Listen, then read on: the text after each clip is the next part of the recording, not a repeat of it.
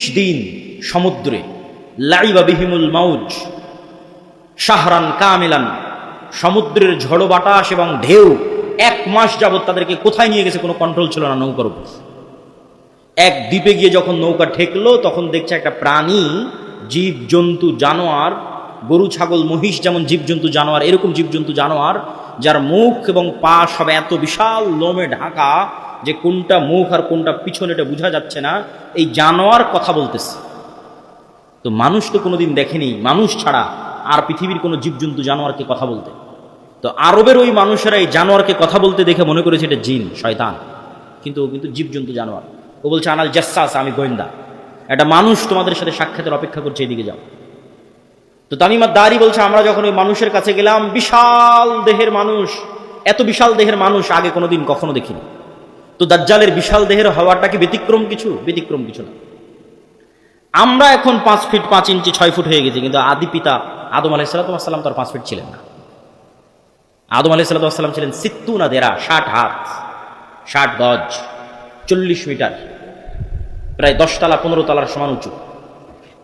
তাহলে এখন যদি আদম আলাইহিস সালাম আমার সামনে উপস্থিত হয় তাহলে আমি তো আশ্চর্য হয়ে যাবো, কারণ এই বিশাল দেহের মানুষ তো আমি কোনোদিন দেখিনি। তাহলে দাজ্জাল বিশাল দেহের হবে এটা ব্যতিক্রম নয়, কেন দাজ্জাল তো আদমেরই সন্তান, মিন উলদে আদম, আদমের সন্তান। তো তার হাত, তার হাঁটু এবং তার কাঁধ এমন শক্ত করে বাঁধা আছে। আমরা তাকে জিজ্ঞেস করলাম তুমি কে? সে বলে আমার পরিচয় তোমরা জানবেই, তোমরা বলো তোমরা কারা। তা আমরা আমাদের পুরো ঘটনা বললাম। এবার দাজ্জাল 4টা প্রশ্ন করেছে। নাখাল বাইসান, আইনে জোগার, বহাইরা তাবারিয়া, নাবিয়ুল উম্মিয়িন।